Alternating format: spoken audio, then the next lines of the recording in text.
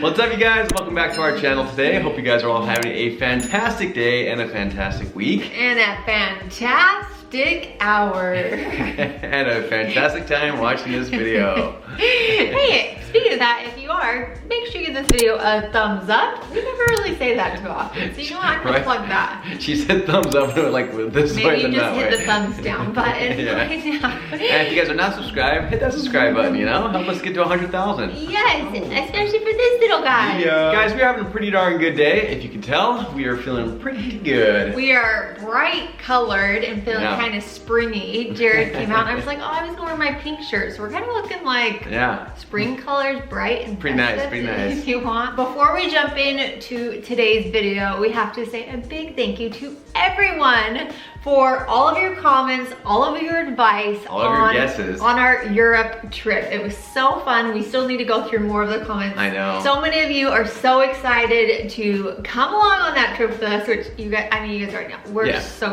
excited. It's gonna be seriously so much fun. We cannot wait to tell you guys who we're going with. I mean, that's gonna be something pretty awesome. Stay tuned for that. Also, there's still a lot of planning that needs to go into that trip, you could say, like a lot.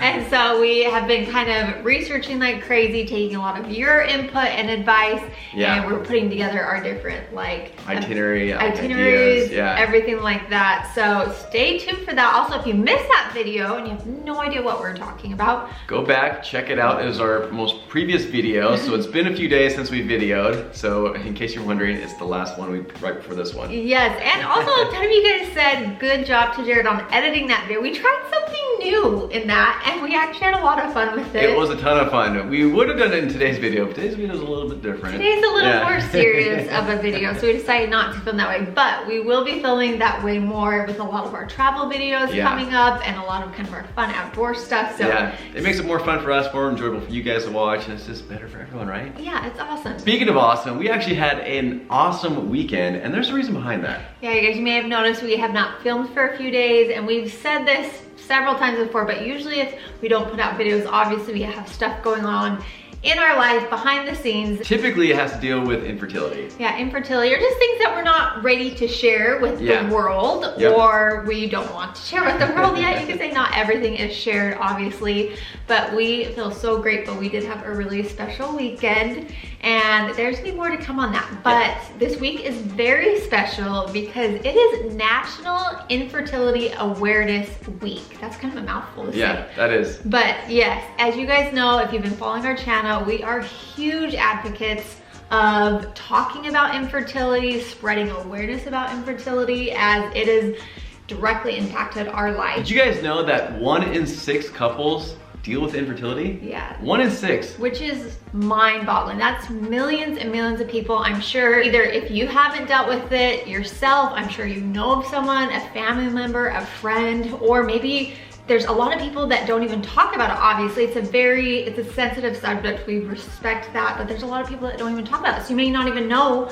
someone you know is going through it. I know. And they're kind of suffering in silence, you could say. And in fact, a lot of our friends, even though we have this platform, friends of mine that don't even watch like YouTube or anything like that, they were curious about how come Brittany and I haven't had a kid yet, and are wondering like what our plans were having children, and they didn't know that I'm actually suffering with male factor infertility. So I've actually answered a ton of like comments. I've received a lot of messages. I even answered a few emails of people out there, men and women, reaching out, and I've been really grateful to be able to hopefully help out as much as I have. Oh yeah, you guys, I'm so, as you guys know, I've said this so many times, so proud of Jared. I think obviously infertility affects couples, both women and men, and it is actually almost 50-50. So isn't that crazy? I mean, obviously, like you always think, of course, duh, it's 50-50. There's like husband and wife. Yeah. But it almost always seems like when you think of infertility, you think of it being on the women's side.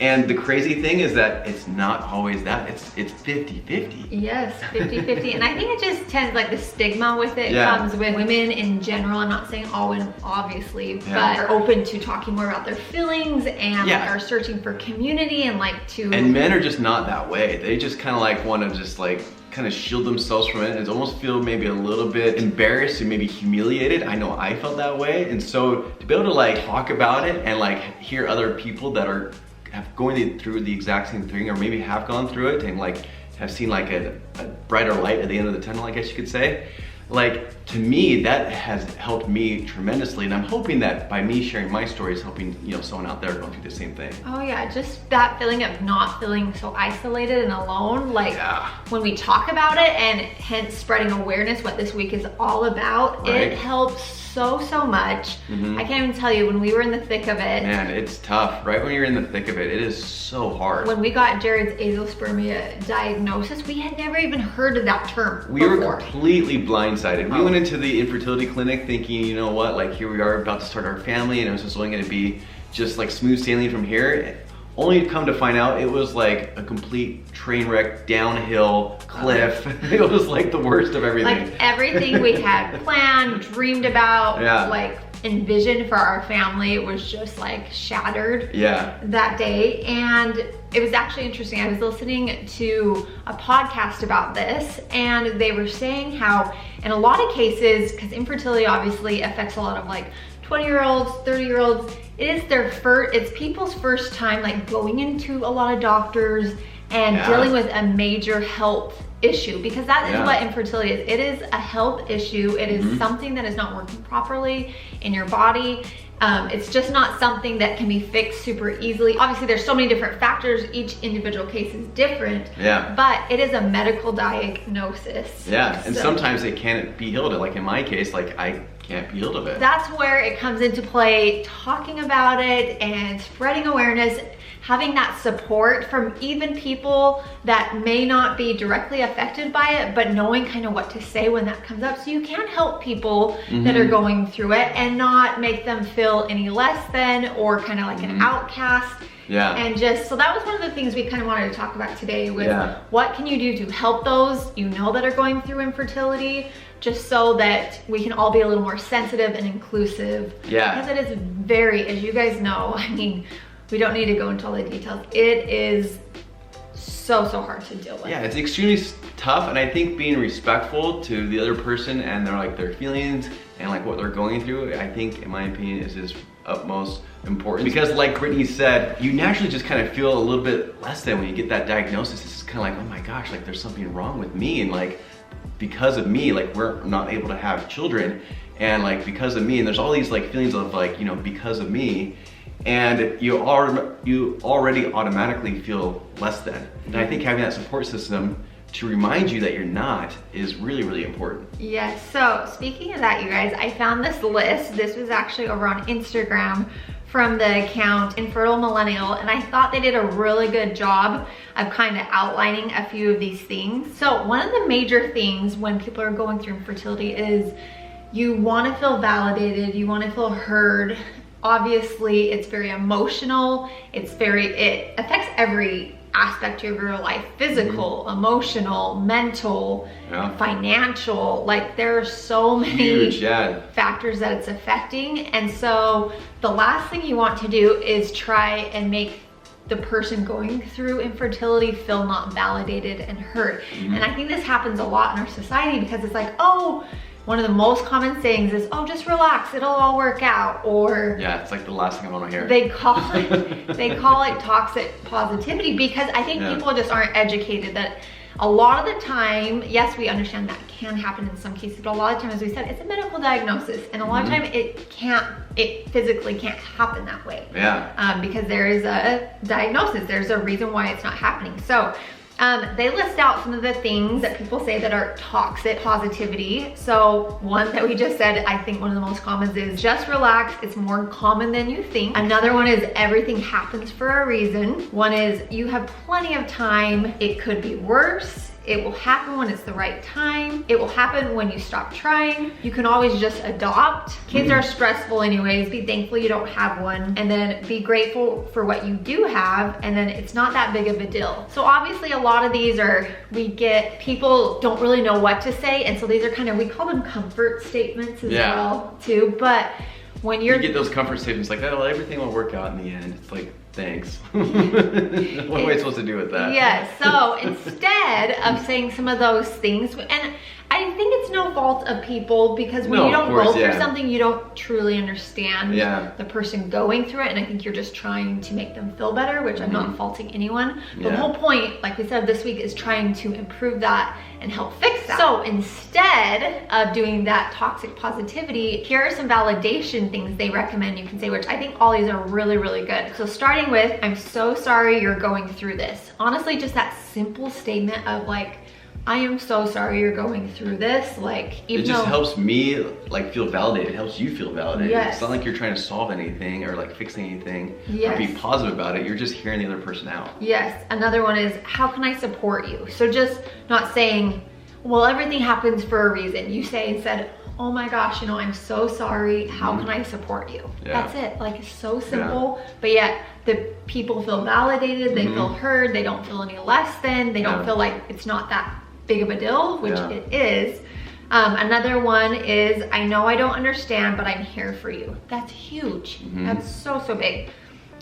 This is so unfair, which infertility, it is very unfair. That is one of the biggest things that people struggle with, is like, why can so-and-so have a family, but we cannot? You know, that's just, I think that's just a natural So many of those scenarios have just like run through my head, like even like whether we talk about it or not, or just like in my head, like, you know, personally. And it's just like, it's real. It really is real. Yeah, it strikes a chord, you can say that for sure. Another one is, I'm here to listen whenever you need to vent. Just, I'm so sorry. Like those 3 words right there, I'm so sorry, is big. I support any decision you have to make. That right there is another really big one. Obviously, you know, especially given our infertility case, there are so many routes you can go when you can't have biological children. And a lot of people, like before, said, oh, it's okay, you can just adopt, which there is. It's true. It's true. We can't just adopt. You can adopt, but obviously adoption, there are so many factors to that. We won't go into all of those, but it's a lot more big of a deal than just like, oh, just adopt. Like, a lot of money, a lot of risk. There's a whole slew of things that go into it. There's a lot of beautiful things that come from it as well. So anyways, you guys, that is just one of the things I think, just having that support, knowing whatever route you decide to go down, you have the support of your loved ones and they're gonna be there for you. I know in our case, we definitely have that and have felt that from our family and friends. We are very, very grateful for our family and friends. Like, they could not be more supportive of our decision. Yes, you guys. And speaking of that, we have been, as we mentioned, kind of working behind the scenes. I know for a while, we talked about, you know, sharing more, but it kind of hit Jared and I, this is our real life. And we've said this before, and that's why we haven't talked about infertility a little bit, because we're processing this and it's a lot to process and figure out and sort through, and things you have to do. And we didn't want to do that and bring everyone along, because there's so many ups and downs along the way.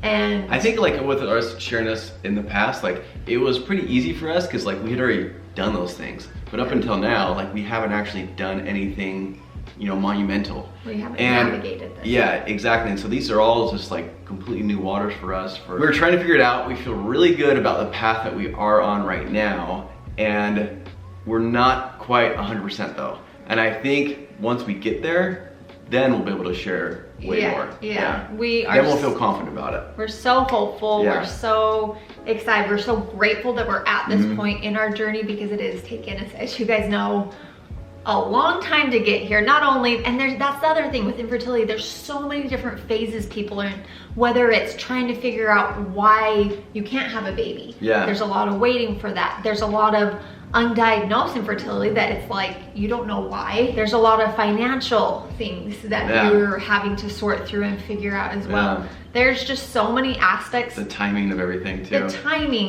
yes. There's just so many things. And whether or not like things will actually be final. I think that's kind of like what I meant earlier. We do feel 100% with the route that we're going down, but because it's not 100% like final, it's like, that's why we haven't shared it yet. And we're just protecting our hearts. But we are so excited to kind of share all of that when we can. But that's not what this video is about. This video is truly just about spreading awareness about infertility. It affects so many people, you guys. By watching what you say and making sure that you're validating the couple or the individual that's going through it. Yes, and for those of you, I know many of you guys struggle with infertility. That is why you're probably watching this video or you watch our channel, and our hearts go out to you wherever you're at on your journey, on your pathway. We know that it affects every part of your life. It has, Jared and I talk about this all the time, that infertility has changed who we are, like to our core. It has made us very different. Very different. And I want to say in a good way. Now, 100% in a good way. Stronger, I think. We were just talking about this last night. Like the path that we're on right now and the decision we kind of made, and eventually we'll, you know, share that with you guys.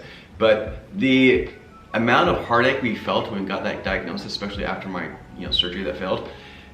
After that, I think that was the lowest of the low that we've ever felt. But now, knowing what we could be, it's like none of that matters. And it is like we're on a complete high right now. And we're very hopeful, very grateful. But it's just crazy the stark differences. It's like, oh, but even on that high, we understand that being on this high can go very low very quickly. Yeah, we learned that at the clinic.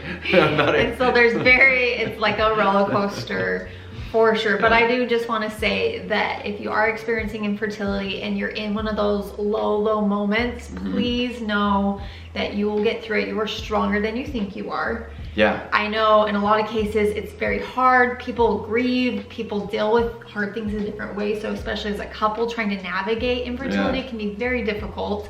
But if you guys keep your relationship, what we found, is really the center, and you hold on to each other. Yeah. Even though you might not agree or see things in the same way all of the time, if you really try and keep that perspective, it will make you stronger as a couple, and you will be able to overcome it. That's true. That's definitely very, very true. I mean, as a couple, you guys will just be, it's already tough enough, like for you individually, but then as a couple, it's very, very difficult. And you just gotta work on this, prioritize this, and eventually you'll just get through it. Yeah, and not saying we are not perfect examples of this at all. We're getting there. We're still not, but those are just things we've observed along the way that hopefully might bring you guys a little bit of hope if you're needing that in your journey right now. And I would say another thing is definitely take time for you. Oh yeah. Not only to prioritize your relationship, but also to prioritize yourself. Yes. And so whether that means like, you know, taking care of yourself in whatever way that you want. You know, things that I've been wanting to do is that I've been reading a lot more. I've been taking care of myself spiritually. I've been watching what I eat, and I've been working out. Also been spending a lot of time outside. I say also a lot of time on the water scooters. That's what I kept thinking he was gonna say, so I was kind of smiling because I was like, you guys all know Jared's love for water scooters, and it brings him so much happiness. And it's finding those things. I think for so long after we got our diagnosis, we were so depressed and so sad. We could barely get out of bed some days, and we kind of lost ourselves through that, which understandably, like we're grieving, right? You grieve through that. There's different times of that. There's different parts of grieving. But once we understood, like, you know what, this is our situation, and let's not lose ourselves completely, and we started to find those things that we love. Obviously our love for travel, we kind of put that on hold for a while for the most part, but we're getting back into that, and we're just seeing the life come back into our life with it. And so we're excited.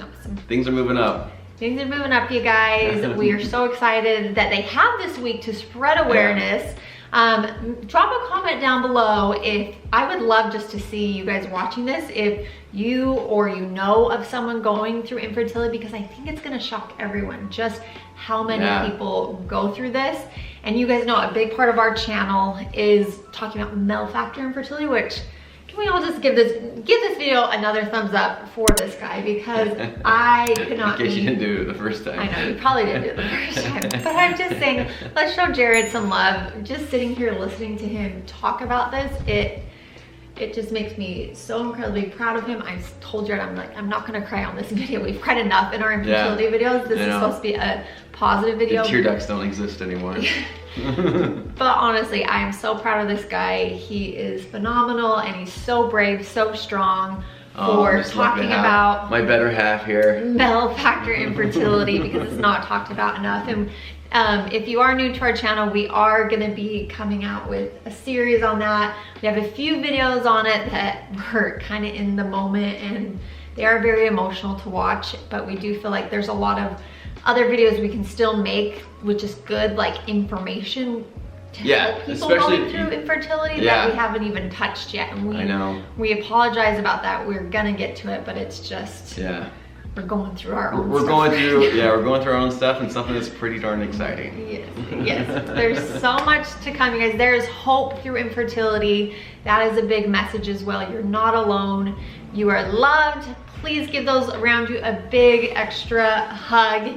If you do know, send them a little note. Maybe you know someone this week and just say, hey, thinking of you, wanting you to know that like we love you, I'm here for you.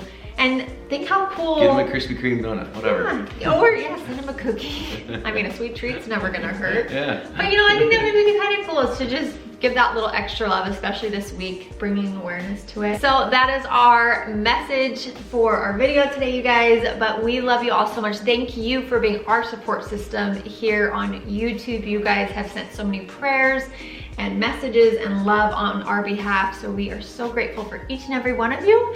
And with that, we will see you all next time. See you guys, love you. Bye.